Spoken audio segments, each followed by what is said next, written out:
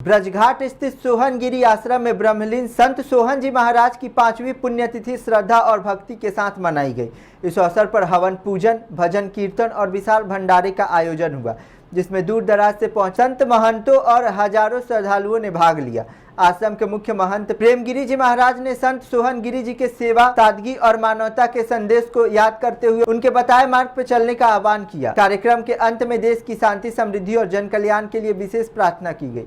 देखिए हमारे सहयोगी कुलदीप शर्मा की यह खास रिपोर्ट। जी के तट पर विराजमान सूरजगिरी आश्रम टंटनगिरी जी महाराज की बगीची के मुख्य महंत ब्रह्मलीन श्रीमान सोहनगिरी जी महाराज, उनका 5वां वार्षिक भंडारा है, जिसमें गढ़ मंडल के सैकड़ों साधु संत, नगर के गणमान्य सदस्य, हापुड़ से हमारे आए हुए एसपी साहब बोल रहे, विधायक जी भी आए यहाँ और अनेकों गणमान्य सदस्य आए।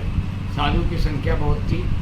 एक प्रतिवर्ष की भांति इस वर्ष भी स्मृति के रूप में मनाया जाता है कि एक साधु संतों का संगठन और साधु संतों द्वारा दिए गए भगवान के प्रवचन और सत्संग का एक मिला जुला जो है धार्मिक आयोजन हो जाता है। एक पुण्य तिथि के शुभ अवसर पर कारण एक होता है, लेकिन कार्य अनेकों बन जाते हैं। गरीबी, विद्यार्थी, छात्र, साधु संतों को इस बहाने दक्षिणा मिल जाती है और भोजन भंडारा प्राप्त होता है।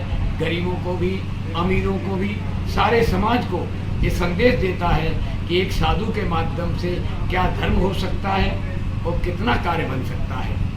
संसार में हजारों लोग हैं, हजारों साधु संत हैं, लेकिन साधु संतों को इसलिए मानते हैं कि वो जो कार्य करते हैं वो परमार्थ के लिए करते हैं। जनता, समाज वो अपने स्वार्थ में लगा हुआ है। साधु संतों को किसी तरह का स्वार्थ नहीं होता है, वो निस्वार्थ भाव से जनता की, समाज की और धर्म की सेवा करते हैं। तो आज के 5वें वर्ष के उपलक्ष्य में ये मैं ऊना अखाड़े का राष्ट्रीय वरिष्ठ अध्यक्ष एवं इस सूरजगिरी आश्रम का महाराज ब्रह्मलीन सोहनगिरी जी के बाद गादीपति श्रीमद प्रेमगिरी, मैं यही संदेश देना चाहता हूँ कि साधु संतों के द्वारा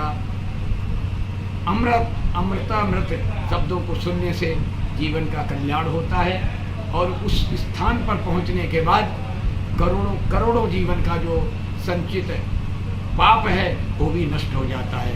तो इसलिए मैं सभी जनता से, सभी भक्तों से अनुरोध करता हूँ, जहाँ पर कोई धार्मिक आयोजन हो वहाँ पर अवश्य जाना चाहिए।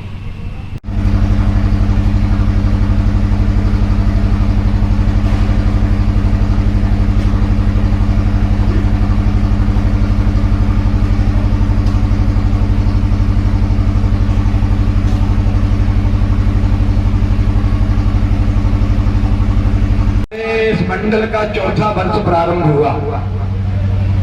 परंपरा 5 साल की हर चुनाव की होती है।